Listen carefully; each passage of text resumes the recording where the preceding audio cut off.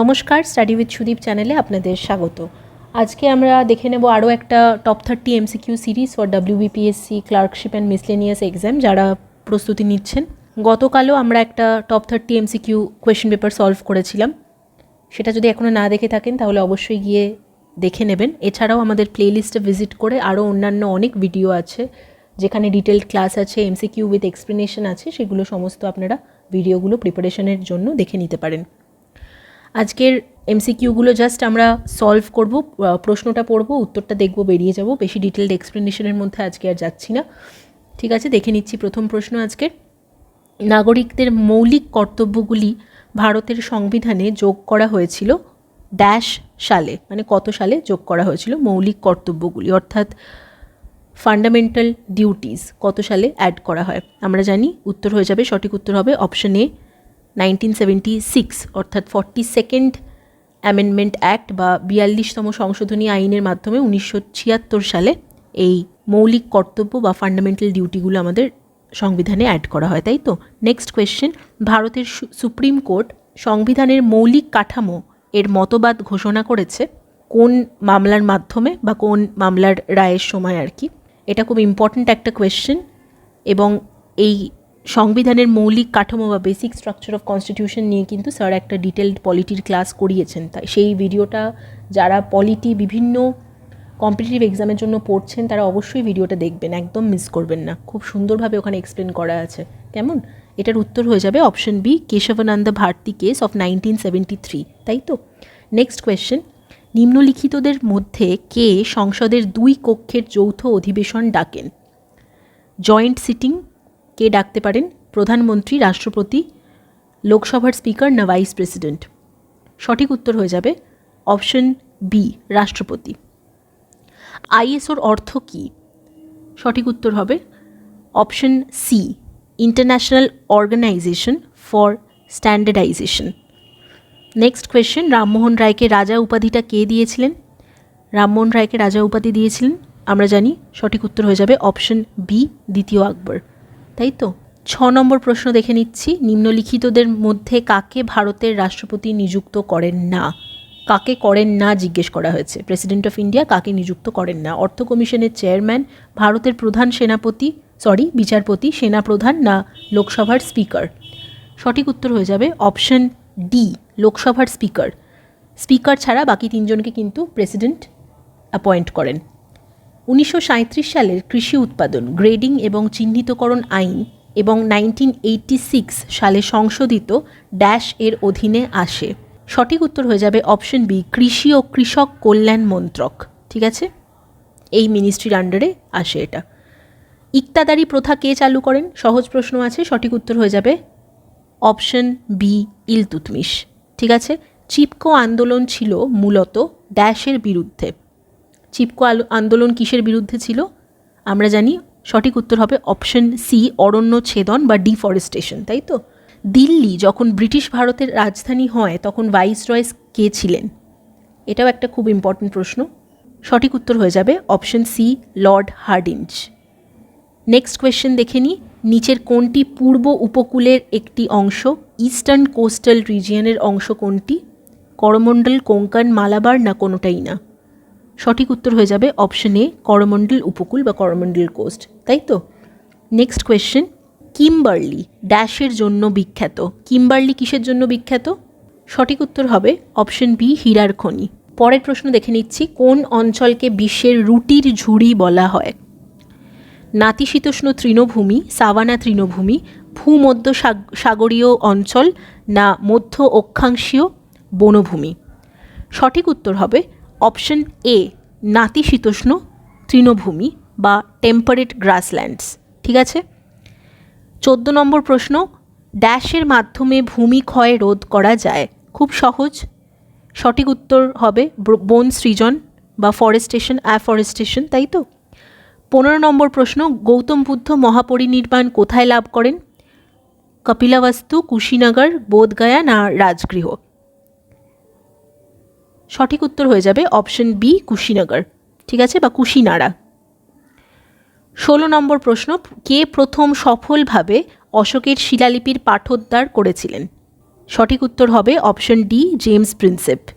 সহজই ছিল মোটামুটি প্রশ্নটা। নেক্সট কোয়েশ্চেন দেখে নিচ্ছি। 17 নম্বর প্রশ্ন, ড্যাশের মধ্যে বন্দিবাসের যুদ্ধ হয়েছিল বা ব্যাটল অফ ওয়ান্ডি ওয়াশ যেটা বলা হয়। সঠিক উত্তর হয়ে যাবে অপশন এ, ব্রিটিশ এবং ফরাসি কোম্পানি বা ব্রিটিশ আর ফ্রেঞ্চ মধ্যে হয়েছিল, তাই তো। নেক্সট কোয়েশ্চেন, 18 নম্বর প্রশ্ন, ড্যাশের দূষণের কারণে জাপানে মিনামাটা বিপর্যয় ঘটে। সীসা, পারদ, ক্যাডমিয়াম না দস্তা। আমরা জানি মিনামাটা বিপর্যয় বা মিনামাটা ইনসিডেন্ট যেটা জাপানে হয়ে থাকে, সেটা মানে হয়েছিল, সেটা মার্কারির জন্য হয়েছিল, মার্কারি কন্টামিনেশনের জন্য। উত্তর হয়ে যাবে অপশন বি, পারদ। ভারতীয় সংবিধানের কোন অনুচ্ছেদ রাজ্য তালিকার বিষয়ে সংসদকে আইন প্রণয়নের ক্ষমতা দেয়? উত্তর হয়ে যাচ্ছে অপশন ডি, ধারা 249 বা আর্টিকেল 249। ঠিক আছে। মরীচিকার কারণ হলো, মরীচিকা বা মিরাজ কী কারণে হয়? আলোর ইন্টারফারেন্স, আলোর ডিফ্র্যাকশন, পোলারাইজেশন না অভ্যন্তরীণ পূর্ণ প্রতিফলন বা টোটাল ইন্টারনাল রিফ্র্যাকশন। কিসের কারণে হয়? উত্তর হয়ে যাবে option D, total internal reflection. ঠিক আছে। 21 নম্বর প্রশ্ন, জার্মানির সহযোগিতায় ভারতের কোন ইস্পাত কারখানা স্থাপিত হয়? এটা কিন্তু এর আগে আমরা একটা ডিটেলড এমসিকিউ ক্লাসে করেছিলাম। সঠিক উত্তর হয়ে যাবে option A, Rourkela steel plant. ঠিক আছে। নিম্নলিখিত শাসকদের মধ্যে কে দ্বিতীয় বৌদ্ধ সমাবেশের আয়োজন করেছিলেন? এটাও একটা ইম্পর্টেন্ট প্রশ্ন। এগুলো খুব রিপিটেটিভ, এই প্রশ্নগুলো যে কোনো WBPSCর পরীক্ষায় কিন্তু এসেই থাকে। সঠিক উত্তর হয়ে যাবে অপশন বি, কালাশোক। ঠিক আছে। রাশিয়ার রাজধানী শহর মস্কো নিচের কোন নদীর তীরে অবস্থিত? ভলগা, ওকা, মস্কোভা নাকি উপরের কোনোটিই নয়? সঠিক উত্তর হয়ে যাবে অপশন সি, মস্কোভা। ঠিক আছে। মৈথিলি ভাষায় প্রধানত কোন রাজ্যে কথা বলা হয়? বিহার, আসাম, পশ্চিমবঙ্গ না মেঘালয়? সঠিক উত্তর অপশন এ, বিহার। দ্বিতীয় পঞ্চবার্ষিকী পরিকল্পনা যা সমাজের সমাজতান্ত্রিক কাঠামো প্রতিষ্ঠার আহ্বান জানিয়েছিল তাকে সাধারণত বলা হয় দ্বিতীয় পঞ্চবার্ষিকী পরিকল্পনা বা সেকেন্ড 5 ইয়ার প্ল্যান, যেটা Harrod Domar plan, Mahalanobis plan, Nehru plan না পিপলস প্ল্যান? সঠিক উত্তর হবে অপশন বি, মহালনবিশ প্ল্যান। ঠিক আছে, বা নেহেরু মহালনবিশ প্ল্যানও কিন্তু এটাকে বলা হয়। 26 নম্বর প্রশ্ন, ভারতের সংবিধানে কোন অনুচ্ছেদের অধীনে ভারতের রাষ্ট্রপতি সংবিধান দ্বারা নাগরিকদের প্রদত্ত মৌলিক অধিকার অনুচ্ছেদ 20 এবং 21 ব্যতীত স্থগিত করতে পারেন? এটাও একটা ইম্পর্টেন্ট প্রশ্ন, পলিটি থেকে আসতে পারে। সঠিক উত্তর হয়ে যাবে অপশন বি, আর্টিকেল 359। তাই তো। নেক্সট কোয়েশ্চেন দেখে নিই। রাজ্যসভার সদস্য হওয়ার জন্য একজন ব্যক্তির বয়স কমপক্ষে কত বছর হতে হবে? সঠিক উত্তর অপশন বি, 30 বছর হতে হবে রাজ্যসভার সদস্য হওয়ার জন্য। কিয়োটো প্রোটোকলের উদ্দেশ্য কি? কারেক্ট অপশন হয়ে যাবে অপশন ডি, গ্রিনহাউস গ্যাসের নির্গমন হ্রাস করার জন্য কিয়োটো প্রোটোকল হয়েছিল। কিয়োটো প্রোটোকল কত সালে হয়েছিল? জাপানের কিয়োটো শহরে 11ই ডিসেম্বর 1997 এটা প্রথম গৃহীত হয়েছিল, আর কার্যকরিতাটা কিন্তু শুরু হয় 2005 সাল থেকে। কেমন? নেক্সট কোয়েশ্চেন,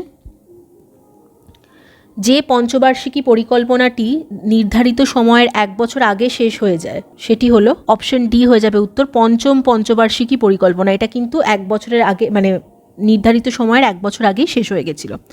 সরকারিয়া কমিশনের সুপারিশ ড্যাশের সাথে সম্পর্কিত। সরকারিয়া কমিশন কিসের সাথে সম্পর্কিত?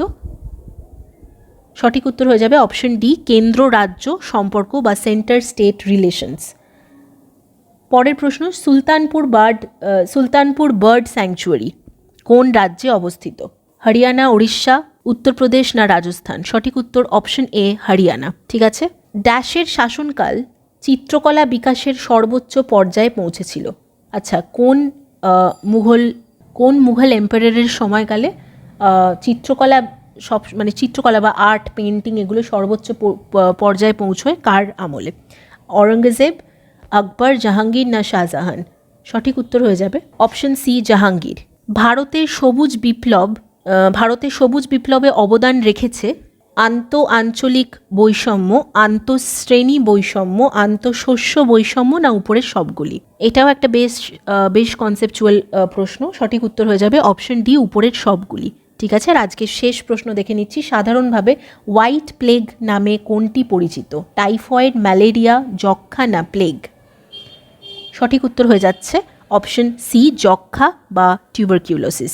টিউবারকিউলোসিসকে হোয়াইট প্লেগও বলা হয়। কেমন? আজকে তাহলে 30টা প্রশ্ন এখানেই শেষ হচ্ছে। ভিডিওটা ভালো লাগলে প্লিজ একটা লাইক করে দেবেন আর শেয়ার করতে ভুলবেন না।